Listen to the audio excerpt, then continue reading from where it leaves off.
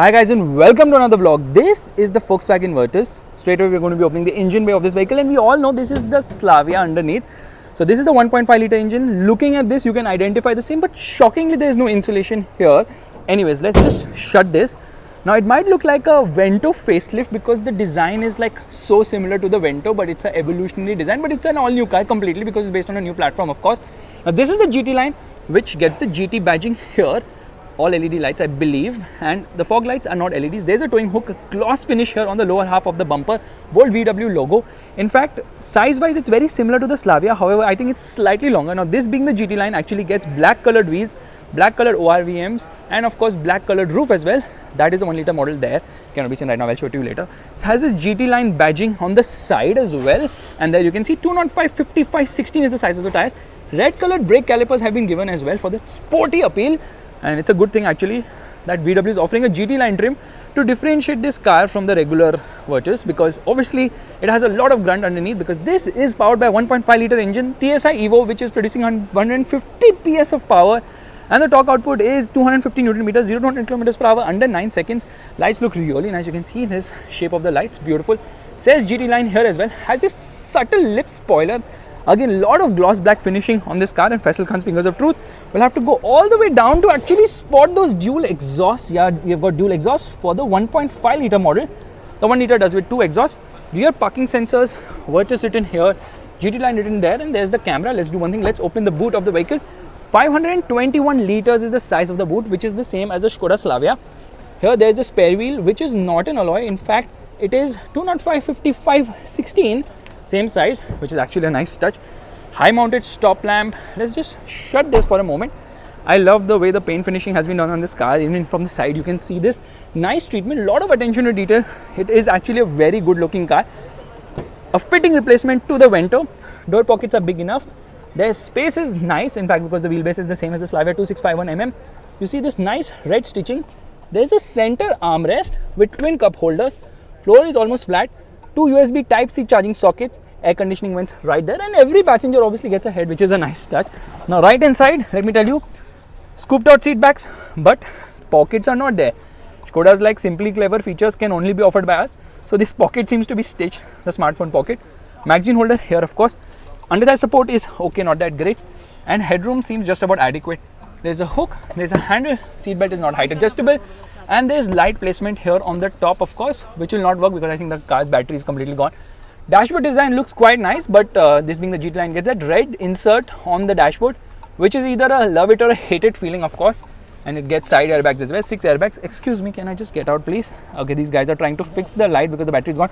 So we'll do the next best thing, which is get out from the other side. Okay, that's quite a task. You got a request sensor here. I believe there's a request sensor on the other side. Seats look nice and comfortable, of course, and you get a proper dead pedal as well. These are the controls for the lights. I'll just turn them off for the moment. Lot of hard plastics here and there. These are the controls for the power windows. This is for outside rear view mirror adjustment, lock and unlock the vehicle, and obviously you can adjust the seat like this. But you know what, for the price I would expect them to at least offer powered or electric adjust for the seats. Now straight inside, okay, it's telling me that the left side door is open, which is good. Okay, where is it?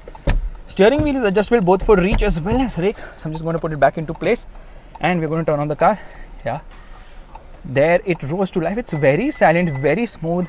Error power supply, please service vehicle. Okay, if it's going to airbag error. This airbag error, almost all the cars are plagued with, and shut off. I think car is shut right now. Anyways, brake booster is limited. Oh my god, so many issues in the car already, and this is like a brand new fresh car. Come on VW, you can do better. You get this red treatment, like I told you, it's a love it or hate it feeling. And this is a fingerprint magnet, this gloss black. So I'm just going to leave some of my fingerprints. Apni nishani chhod deta hu. Hard plastics are almost everywhere. Glove box is decent size, it's cooled, it gets a card holder along with 4 pen holders as well. Yeah, that's kind of nice, but too many hard plastics. There's a center armrest, which is sliding, of course. Twin cup holders, 12-volt charging socket. This is for the stop start system.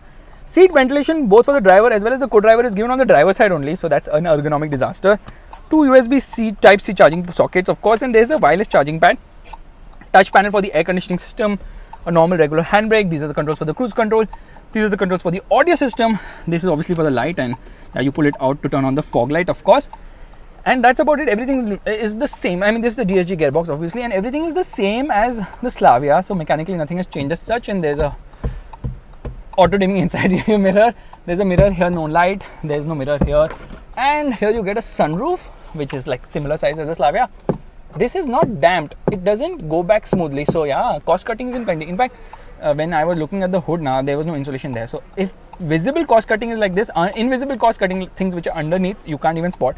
So this is underpinned by the MQB A0 Iron platform, which is the MQB platform tailor made for India, sort of a lower grade platform, but then it's for Indian conditions as such. And then you've got two engine options. One is the 1 liter TSI engine, then the 1.5 liter TSI engine. I already told you the specs about the 1.5. 1 liter engine obviously makes 110 PS of power, 115 PS of power actually, and it makes 170 Newton meters of torque, and both are available with a 6-speed manual or an automatic 6-speed torque converter for the 1 liter and a 7-speed DSG for the 1.5 liter engine. And yeah, this is obviously for the indicator, this is for the wipers, and the horn will not ring at the moment because the car has no battery only. You saw the issues. This is a 10-inch screen, this is a 8-inch screen. Actually, unfortunately, these screens are not working right now. Let me just try once again to turn it on. Yeah, there it turns on. That is an 8-inch screen. Side mein, this gap, it makes no sense, and this will also not turn on.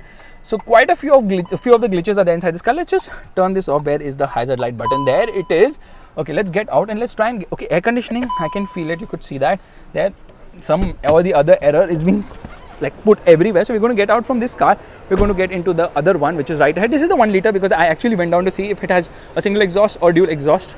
So you can see it does not get the dual tone treatment. The alloy wheels are also finished in regular. There is no red treatment on the brake caliper. But the most important thing which we need to see right now is how many exhausts it has. So Faisal Khan's fingers of truth will actually show you that. Then you see single exhaust for the 1 liter chrome, so sort of fake exhaust treatment. Says TSI right there. Rear seat space is actually quite good in this car, like really nice I would say. But here we are going to see, okay, it says Volkswagen right there. Let me turn on the car. Is there a key inside the car? Yes, it is. Now this is the infotainment system. It's an 8-inch unit. It has got Apple CarPlay, Android Auto as well, and you can see it shows me some apps as well. We're just going to shut the air conditioning for a moment. Okay, now another interesting bit is, first things first, we're going to get into reverse. This is the reverse parking camera. The display could be much better. Traction control button is given right there, and it gets this beige treatment, but gloss black is here, so we're going to use leave our fingerprints here as well. All right, steering feels nice to hold. VW logo has gone slightly flatter. Let's ring the horn. Yeah, horn is a little meek, it's not that great as such.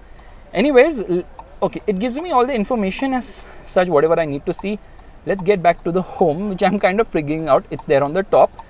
It gets an 8-speaker audio system, which is kind of standard across the range and has a lot of safety features as well.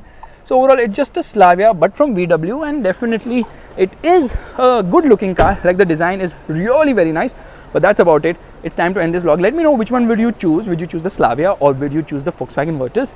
I personally like the Slavia more. I kind of find it to be the original, the Virtus to be its doppelganger, but then, people who like the timeless classic design of Volkswagen cars will definitely like this car. And on that bombshell, it's time to end. Thank you so much for watching. If you like this video, make sure to give it a thumbs up. That's the like button, and also subscribe to the channel.